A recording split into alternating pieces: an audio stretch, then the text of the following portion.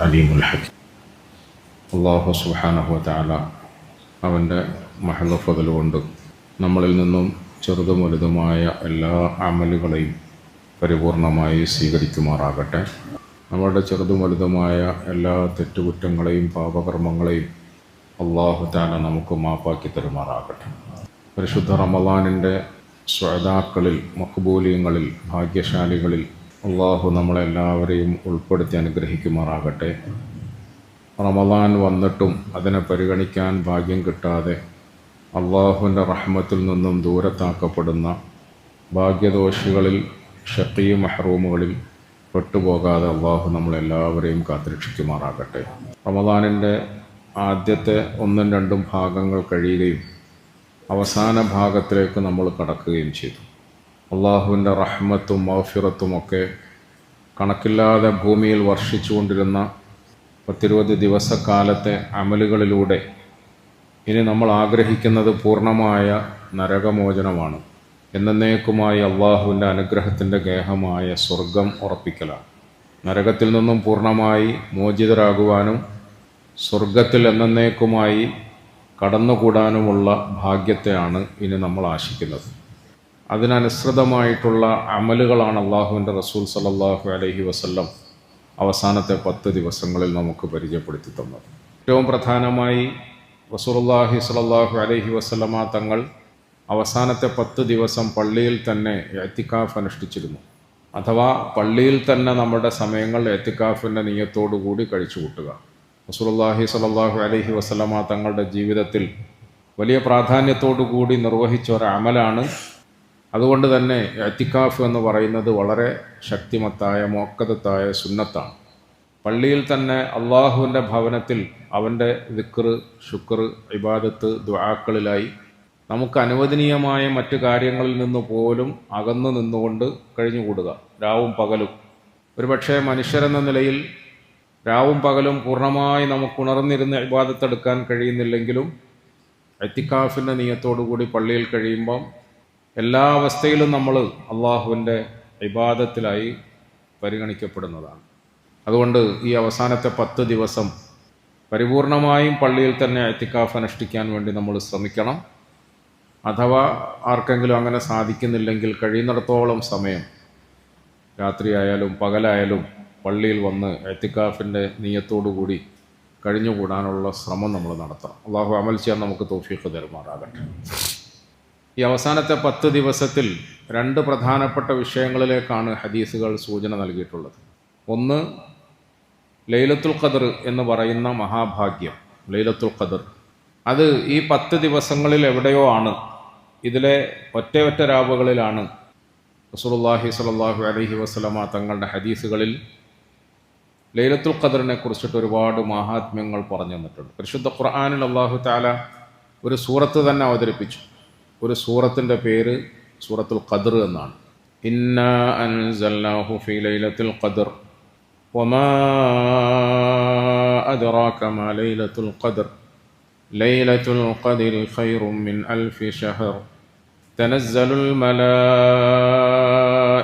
വർ-റൂഹു ഫീഹാ ബിഇദ്നി റബ്ബിഹിം മിൻ കുല്ലി അംർ സലാമുൻ ഹിയ ഹത്താ മത്ലഇൽ ഫജ്ർ.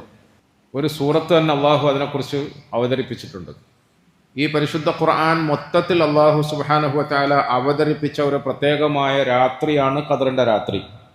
ലൗഹുൽ മഹ്ഫൂദിൽ നിന്നും 1-ാം ആകാശത്തേക്ക് അള്ളാഹു പരിശുദ്ധ ഖുർആനിനെ അവതരിപ്പിച്ച രാത്രിയാണ് ലൈലത്തുൽ ഖദ്ർ. അതുകൊണ്ട് തന്നെ ആ രാത്രിക്ക് വലിയ പ്രാധാന്യമുണ്ട്. വമാ അദ്റാക മാ ലൈലത്തുൽ ഖദ്ർ, എന്താ ലൈലത്തുൽ ഖദ്ർ എന്ന് താങ്കൾക്കറിയാമോ? അള്ളാഹു ചോദിക്കാം റസൂലുള്ളാഹി സ്വല്ലല്ലാഹു അലൈഹി വസല്ലമ തങ്ങളോട്. വമാ അദ്റാക മാ ലൈലത്തുൽ ഖദ്ർ, എന്താണ് ലൈലത്തുൽ ഖദ്ർ എന്ന് താങ്കൾക്കറിയാമോ? ലൈലത്തുൽ ഖദ്രി ഖൈറും മിൻ അൽഫി ശഹർ, ലൈലത്തുൽ ഖദ്രി ഖൈറും മിൻ അൽഫി ശഹർ. ലൈലത്തുൽ ഖദ്ർ എന്ന് പറഞ്ഞാൽ 1000 മാസങ്ങളെക്കാളും ശ്രേഷ്ഠമാണ്. 1000 മാസങ്ങളെക്കാളും ശ്രേഷ്ഠമാണ്. 1000 മാസം ഒരാൾ നിന്ന് ഇബാദത്തെടുക്കുക എന്ന് പറയുന്നത് സാധാരണഗതിയിൽ സാധ്യമല്ല, അസംഭവ്യമാണ്. പെട്ടെന്ന് സാധിക്കുമോ? 84 വർഷമാണ് 1000 മാസം എന്ന് പറയുന്നത്. 84 വർഷം. നമുക്ക് ആകെ ആയുസ് അത്രയേ ഉള്ളൂ. ഈ ആയുസ് മുഴുവനും നിന്ന് നിസ്കരിക്കാൻ കഴിയുമോ? ഈ ആയുസ് മുഴുവനും ഇരുന്ന് ഇബാദത്തെടുക്കാൻ ദിക്ർ ചെയ്യാൻ പറ്റുമോ? നമ്മുടെ ഈ ആയുസ് മുഴുവനും ഖുർആൻ ഓതാൻ കഴിയുമോ? ദുആ ചെയ്യാൻ പറ്റുമോ? ഇസ്തിഗ്ഫാർ ചെയ്യാൻ പറ്റുമോ? ഒരിക്കലും ഇല്ല. പക്ഷെ അല്ലാഹു സുബ്ഹാനഹു വ തആല ഒറ്റ രാത്രിയിൽ മെനക്കെട്ട് അമൽ ചെയ്താൽ ആ ഒരു വലിയ പ്രതിഫലത്തെ നമുക്ക് തരാമെന്ന് വാഗ്ദാനം ചെയ്യാണ്. ലൈലത്തുൽ ഖദ്രി ഖൈറും മിൻ അൽഫി ശഹർ. അതുകൊണ്ട് ഒരു രാത്രി, അത് ഏത് രാത്രിയാണെന്ന് ക്ലിപ്തപ്പെടുത്തിയിട്ടില്ല, നിർണയിച്ച് പറഞ്ഞിട്ടില്ല. റസൂലുള്ളാഹി സ്വല്ലല്ലാഹു അലൈഹി വസല്ലമ തങ്ങൾ പറഞ്ഞു, നിങ്ങൾ അവസാനത്തെ ഒറ്റ രാവുകളിൽ അതിനെ പ്രതീക്ഷിക്കണം. അവസാനത്തെ 10 എപ്പോഴും ആകാൻ സാധ്യതയുണ്ട്. ഒറ്റ രാവുകളിൽ പ്രത്യേകിച്ച് അതിനെ അന്വേഷിക്കണം. ഈ അവസാനത്തെ രാവുകളിൽ പ്രിയപ്പെട്ടവരെ, നമ്മൾ അല്പം മെനക്കെട്ട് ഉറക്കമൊഴിഞ്ഞ് അള്ളാഹുവിൻ്റെ മുമ്പിൽ ഖുശൂഅോടുകൂടി ഖുദൂഅോടുകൂടി ദിക്ർ, ഇബാദത്ത്, ദുആ, ഇസ്തിഗ്ഫാറുകളിലായി കഴിഞ്ഞുകൂടിയാൽ ഖദറിൻ്റെ ഭാഗ്യം ലഭിച്ചു കഴിഞ്ഞാൽ നമുക്ക് ഈ പറഞ്ഞ ശ്രേഷ്ഠത 1000 മാസം അള്ളാഹുവിൻ്റെ മുമ്പിൽ നിന്ന് അമൽ ചെയ്തതിൻ്റെ പ്രതിഫലം കിട്ടും. അള്ളാഹു നമുക്കൊക്കെ അത് നൽകി അനുഗ്രഹിക്കുമാറാകട്ടെ. പ്രധാനമായി നമ്മൾ മനസ്സിലാക്കേണ്ടത് ഈ ഭാഗ്യത്തെക്കുറിച്ചിട്ടാണ്, ഇതിൻ്റെ മഹാത്മ്യത്തെക്കുറിച്ചിട്ടാണ്. തനസ്സലുൽ മലായികതു വറൂഹു ഫീഹാ ബിഇദ്നി റബ്ബിഹിം മിൻ കുല്ലി അംറിൻ സലാം. തനസ്സലുൽ മലായികതു വറൂഹു ഫീഹാ. ഈ രാത്രിയിൽ മലക്കുകൾ കൂട്ടം കൂട്ടമായി ഭൂമിയിലേക്ക് ഇറങ്ങി വരും. മലക്കുകൾ കൂട്ടം കൂട്ടമായി ഭൂമിയിലേക്ക് ഇറങ്ങി വരും. നമ്മൾ മനുഷ്യർ ഭൂമിയിൽ അള്ളാഹുവിൻ്റെ അമലുകളിൽ കഴിഞ്ഞുകൂടുമ്പോൾ അതിനോട് ഐക്യദാർഢ്യം പ്രകടിപ്പിച്ചുകൊണ്ട്, അതിനോട് സഹകരണം പ്രഖ്യാപിച്ചുകൊണ്ട് ആകാശത്തു നിന്നും കൂട്ടം കൂട്ടമായി മലക്കുകൾ ഇറങ്ങി വരും. വറൂഹു ഫീഹാ. ആ മലക്കുകളുടെ നേതൃത്വത്തിൽ മഹാനായ ജിബ്രീൽ അലൈഹിസ്സലാത്തു വസ്സലാമയും ഉണ്ടാകുമെന്ന് ഖുർആൻ പറയാം. സലാമുൻ ഹിയ ഹത്താ മത്ലഇൽ ഫജ്ർ. പ്രഭാതം വരെയും. നമ്മളൊരു പക്ഷേ എവിടെങ്കിലും അശ്രദ്ധരായി ഗഫലത്തിൽ കിടന്ന് ഉറങ്ങിപ്പോയാൽ എത്ര വലിയ നഷ്ടമാണ്. ഈ രാത്രി മുഴുവനും പ്രഭാതം വരെയും ഫജ്ർ വരെയും ഈ അനുഗ്രഹവും അനുഗ്രഹത്തിൻ്റെ മലക്കുകളും ഒക്കെ ഭൂമിയിൽ ഇറങ്ങിക്കൊണ്ടേയിരിക്കുകയാണ്. റസൂലുള്ളാഹി സ്വല്ലല്ലാഹു അലൈഹി വസല്ലമ തങ്ങൾ പറഞ്ഞു, ജിബ്രീൽ അലൈഹിസ്സലാമയുടെ നേതൃത്വത്തിൽ മലക്കുകളുടെ സംഘം ഭൂമിയിൽ ഇറങ്ങും. ഭൂമിയിൽ ഇറങ്ങിയിട്ട് ജിബ്രീൽ അലൈഹിസ്സലാം മലക്കുകളോട് പറയും, പോവുക, നിങ്ങൾ ഭൂമിയുടെ എല്ലാ മുക്കുമൂലകളിലേക്കും അങ്ങ് പരന്നൊഴുകുക. എന്നിട്ട് എവിടെങ്കിലും നിന്നോ ഇരുന്നോ അള്ളാഹുവിനെ ദിക്ർ ചെയ്യുന്ന ഒരടിമയെ കണ്ടാൽ അവനെ നിങ്ങൾ മുസാഫാത്ത് ചെയ്യണം, അവനെ മുആനഖാത്ത് ചെയ്യണം എന്ന് ജിബ്രീൽ അലൈഹിസ്സലാം പറഞ്ഞയക്കുമെന്ന് റസൂലുള്ളാഹി സ്വല്ലല്ലാഹു അലൈഹി വസല്ലം. പ്രിയപ്പെട്ടവരെ, നമ്മളിതൊന്നും അറിയാതെ ഉറങ്ങി നഷ്ടപ്പെടുത്തരുത്. ഗഫലത്തിലായി നമ്മുടെ സമയം പാഴാകരുത്, നമ്മുടെ ആയുസ് പാഴാകരുത്. ലൈലത്തുൽ ഖദറിൻ്റെ മാഹാത്മ്യത്തെക്കുറിച്ചിട്ട് നമ്മൾ നന്നായി അറിയണം. റസൂലുള്ളാഹി സ്വല്ലല്ലാഹു അലൈഹി വസല്ലമ തങ്ങളുടെ ഹദീസും പരിശുദ്ധ ഖുർആനും ഒക്കെ നമുക്ക് നൽകിയ ഈ മാഹാത്മ്യത്തെ സംബന്ധിച്ചിട്ടുള്ള ഉത്ബോധനം നമ്മൾ ഉൾക്കൊള്ളണം. സാധാരണഗതിയിൽ ഖിയാമുൽ ലൈലിന് നമ്മൾ പ്രാധാന്യം കൊടുക്കാറുണ്ട്. രാത്രി പാതിരാത്രിയിൽ എഴുന്നേറ്റ് നിന്ന് അധികമായി ഖുർആൻ ഓതി നമ്മൾ നമസ്കരിക്കും.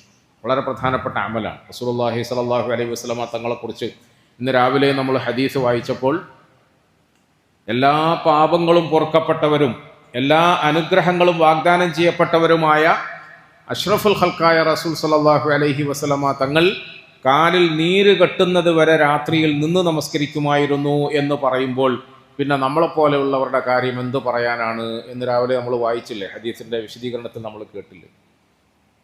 രാത്രി മുഴുവൻ നിന്ന് നമസ്കരിച്ച് 2 കാലുകളും വണ്ണം വെക്കുക, നീര് കെട്ടുക. അത് സ്ഥിരമായ പതിവായിരുന്നു. റമദാനിൻ്റെ അവസാനത്തെ രാത്രിയിൽ നബി സല്ലല്ലാഹു അലൈഹി വസല്ലമ തങ്ങളിൽ നിന്നും നമുക്ക് ഉദ്ധരിക്കപ്പെട്ട ഒരു പ്രത്യേക അമലെന്നല്ല, എപ്പോഴും തങ്ങളുടെ രാത്രിയിലെ പതിവ് ഇപ്രകാരമായിരുന്നു. അപ്പോൾ നമ്മൾ എത്രത്തോളം നിസ്കരിക്കണം? പ്രിയപ്പെട്ടവർ, ഇവിടെ നമ്മൾ മനസ്സിലാക്കേണ്ടത് ആ പാതിരാത്രിയിലെ കുറച്ച് സമയത്തെ ഖിയാമുൽ ലൈൽ എന്ന് പറയുന്ന നിസ്കാരമോ ഇബാദത്തോ ഉറക്കമൊഴിയലോ മാത്രമല്ല, മഗ്രിബ് നമസ്കാരം മുതൽക്ക് ലൈലത്തുൽ ഖദ്റിൻ്റെ മഹാത്മ്യങ്ങൾ തുടങ്ങും. മഗ്രിബ് മുതൽ തുടങ്ങും. അതുകൊണ്ടാണ് മഗ്രിബ് നമസ്കാരത്തിൻ്റെ ജമാഅത്ത് മുതൽ നമ്മൾ ഈ രാത്രിയെ പരിപാലിക്കണം. മഗ്രിബിൻ്റെ ജമാഅത്ത് അവൽ തക്ബീറോടുകൂടി പങ്കെടുത്ത് കഴിയുന്നിടത്തോളം ഇഅ്തികാഫിൻ്റെ നിയത്തിൽ പള്ളിയിൽ തന്നെ കഴിഞ്ഞുകൂടി മഗ്രിബും ഇശായും രാത്രിയിലെ തറാവീഹും അതിനുശേഷം ഖിയാമുൽ ലൈലും ഇതൊക്കെയായി മഗ്രിബ് മുതൽ ഫജ്ർ വരെയുള്ള സമയം ലൈലത്തുൽ ഖദ്ർ എന്ന നിലയിൽ നമ്മൾ പ്രതീക്ഷയോടുകൂടി അമലിൽ വ്യാപൃതരാകണം. വളരെ ശ്രദ്ധിക്കണം. ഇത് ഒരു പ്രധാനപ്പെട്ട വിഷയമാണ്. ലൈലത്തുൽ ഖദറിനെ പ്രതീക്ഷിക്കണം, അതിനുവേണ്ടി തയ്യാറെടുപ്പുകളും അമലുകളും നടത്തണം, ഗഫലത്ത് വരാതെ പ്രത്യേകം ശ്രദ്ധിക്കണം. റസൂലുള്ളാഹി സ്വല്ലല്ലാഹു അലൈഹി വസല്ലമ തങ്ങൾ ഈ രാത്രിയിൽ അഥവാ ലൈലത്തുൽ ഖദർ ആയാൽ എന്ത് ചെയ്യണമെന്ന് ചോദിച്ചപ്പോൾ അല്ലാഹുമ്മ ഇന്നക അഫൂൻ തുഹിബ്ബുൽ അഫ്വ ഫഅഫു അന്നി എന്ന് പറയണം. എന്ന് പറഞ്ഞാൽ എന്താ എൻ്റെ അർത്ഥം? ഇത് ലൈലത്തുൽ ഖദറിന്റെ രാത്രിയാണ് എന്നറിഞ്ഞാൽ ഞാൻ എന്ത് ചെയ്യണം? ഉടനെ അള്ളാഹുവിനോട് പശ്ചാത്തപിക്കണം, അഫു ചോദിക്കണം, പൊറുക്കലിനെ തേടണം. എന്നിൽ നിന്ന് വന്നുപോയ തെറ്റുകുറ്റങ്ങളൊക്കെ പുറത്ത് മാപ്പാക്കി എന്നിൽ നീ തൃപ്തനാകണം, നിന്റെ മുഹബ്ബത്തിൽ എന്നെ കൂട്ടണം, നിന്റെ നല്ല അടിമകളുടെ കൂട്ടത്തിൽ എന്നെ കൂട്ടണം. അങ്ങനെ തൗബക്ക് വേണ്ടി, പശ്ചാത്താപത്തിന് വേണ്ടി, അള്ളാഹുവിലേക്ക് മടങ്ങാൻ വേണ്ടി ആ രാത്രി ഉപയോഗപ്പെടുത്തണമെന്നാണ് റസൂലുള്ളാഹി സ്വല്ലല്ലാഹു അലൈഹി വസല്ലം പറഞ്ഞത്. ഇതൊരു പ്രധാനപ്പെട്ട വിഷയമാണ്. മറ്റൊന്ന്, ഈ ലൈലത്തുൽ ഖദർ നമുക്ക് ലഭിക്കാൻ, ഈ ലൈലത്തുൽ ഖദർ നമുക്ക് നഷ്ടപ്പെട്ടു പോകാതിരിക്കാൻ അവസാനത്തെ 10 അധികമായി ഇഅ്തികാഫിന് നമ്മൾ പ്രാധാന്യം കൊടുക്കണം. ഇഅ്തികാഫ് വളരെ പ്രധാനപ്പെട്ട അമലാണ്. അത് മുഅക്കദത്തായ സുന്നത്താണ്. 10 ദിവസം പൂർണ്ണമായി പള്ളിയിലിരിക്കണം. അത് നബി സല്ലല്ലാഹു അലൈഹി വസല്ലമ തങ്ങളുടെ പതിവാണ്. അതിൽ നമ്മൾ ശ്രദ്ധിക്കണം. വളരെ പ്രാധാന്യത്തോടുകൂടി അമലിൽ കൊണ്ടുവരാൻ വേണ്ടി ശ്രമിക്കണം. ഈ 2 കാര്യങ്ങളാണ് നമ്മൾ പ്രധാനമായും ഈ അവസാനത്തെ നാളുകളിൽ ശ്രദ്ധിക്കേണ്ടത്. പ്രിയപ്പെട്ടവരെ, പരിശുദ്ധ ഖുർആൻ അധികമായി പാരായണം ചെയ്യണം. ഖുർആൻ പഠിക്കാൻ ശ്രമിക്കണം. ദിക്റുകൾ, ഇസ്തിഗ്ഫാറുകൾ വർദ്ധിപ്പിക്കണം. തൗബ വർദ്ധിപ്പിക്കണം. രാത്രിയിലെ നമസ്കാരം വർദ്ധിപ്പിക്കണം. ഇങ്ങനെ നല്ല അമലുകളിലായി ഈ രാത്രികളെ സജീവമാക്കണം. ഇപ്പോൾ തറാവീഹ് നമസ്കാരത്തിൽ പരിശുദ്ധ ഖുർആൻ ഇങ്ങനെ ദീർഘമായി നമ്മൾ ഓതിക്കേട്ടല്ലോ. അള്ളാഹു അവൻ്റെ അടിമകളോട് പരിശുദ്ധ ഖുർആനിൽ രസകരമായ നിലയിൽ എന്തൊക്കെ വിഷയങ്ങളാണ് പറയുന്നത്. ഈ വിഷയങ്ങളൊക്കെ പരിശുദ്ധ റമദാനിൽ ഇരുന്ന് നമ്മൾ പഠിക്കണം, മനസ്സിലാക്കണം. അള്ളാഹുവിൻ്റെ കലാമു ഓതി കേൾക്കുമ്പോൾ അതിൻ്റെ അർത്ഥതലങ്ങളിലേക്ക് നമ്മുടെ മനസ്സ് സഞ്ചരിക്കുകയും നമ്മുടെ മനസ്സിന് ആർദ്രത ഉണ്ടാവുകയും ചെയ്യണം. കണ്ണുകൾ നിറയണം.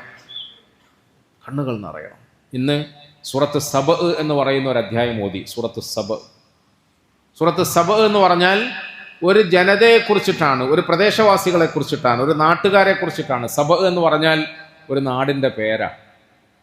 ഞാനിങ്ങനെ ആ സൂറത്തിലെ ഓരോരോ വിഷയങ്ങളും അള്ളാഹു പറഞ്ഞു തരുമ്പോൾ മനസ്സിൽ ചിന്തിക്കായിരുന്നു, പടച്ചോനെ നമുക്കും ഇങ്ങനെ ഒരു അവസരം അള്ളാഹു തന്നിരിക്കുകയാണല്ലോ. ചില നാടുകൾക്ക്, ചില ആളുകൾക്ക്, ചില കുടുംബങ്ങൾക്ക്, ചില വ്യക്തികൾക്ക് അള്ളാഹു അഭിവൃദ്ധി നൽകുന്നു, പുരോഗതി നൽകുന്നു, സൗകര്യങ്ങളും വിശാലതകളും നൽകുന്നു. ആരോഗ്യപരമായി, അല്ലെ, സാമ്പത്തികമായി, കുടുംബപരമായി, സാമൂഹികമായി, ഇങ്ങനെ പല ജാതി പുരോഗതികളും അഭിവൃദ്ധികളും ഒക്കെ അള്ളാഹു നൽകുന്നു. പക്ഷേ ഈ ലഭിച്ചുകൊണ്ടിരിക്കുന്ന അനുഗ്രഹങ്ങളെ കുറിച്ചിട്ട് പലപ്പോഴും നമ്മൾ ശ്രദ്ധിക്കാതെ, ചിന്തിക്കാതെ, കിട്ടിയ നിഅമത്തുകളെ കുറിച്ചിട്ട് മതിപ്പ് ഉളവാകാതെ, ശുക്ർ ചെയ്യാതെ അങ്ങനെ അശ്രദ്ധമായി കഴിച്ചു കൂട്ടുകയാണ്. സബ നിവാസികളെ കുറിച്ചിട്ട് പറഞ്ഞപ്പോൾ ലഖദ് കാന ലിസബഇൻ ഫീ മസ്കനിഹിം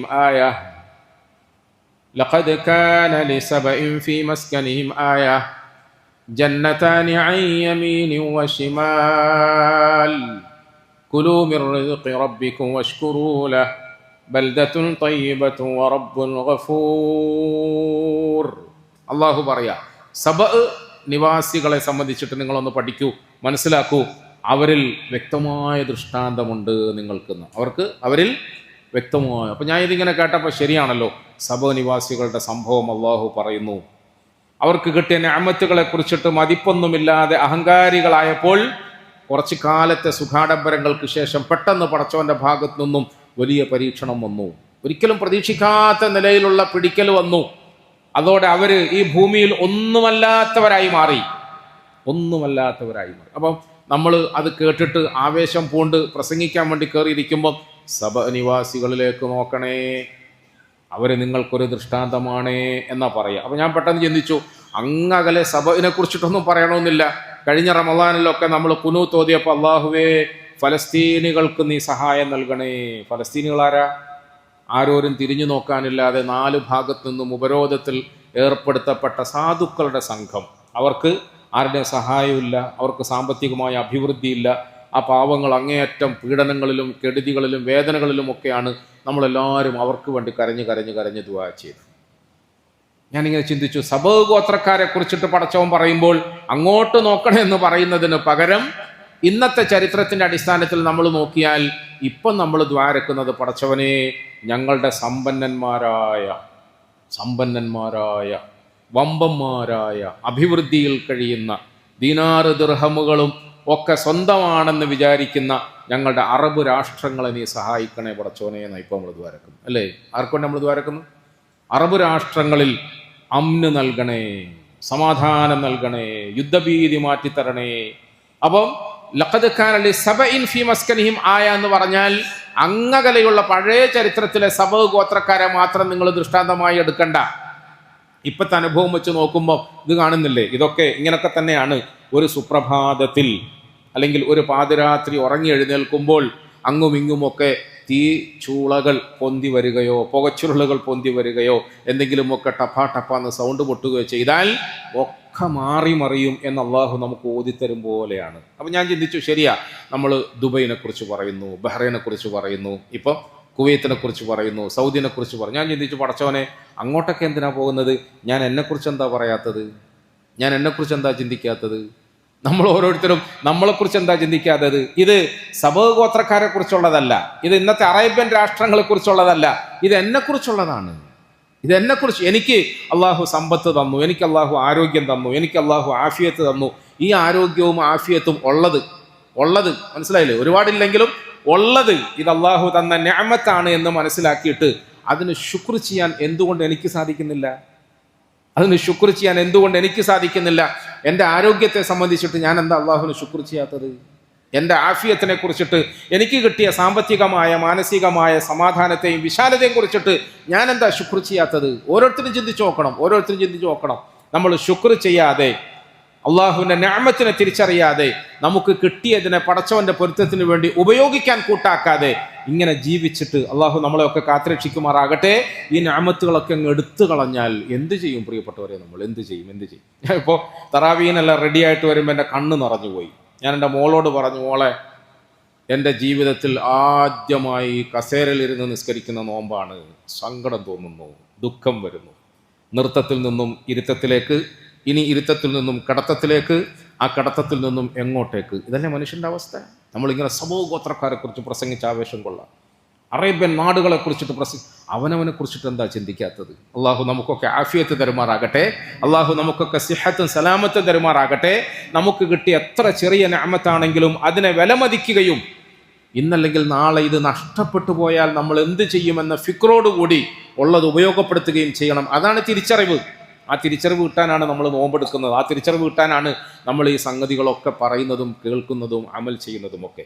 فلما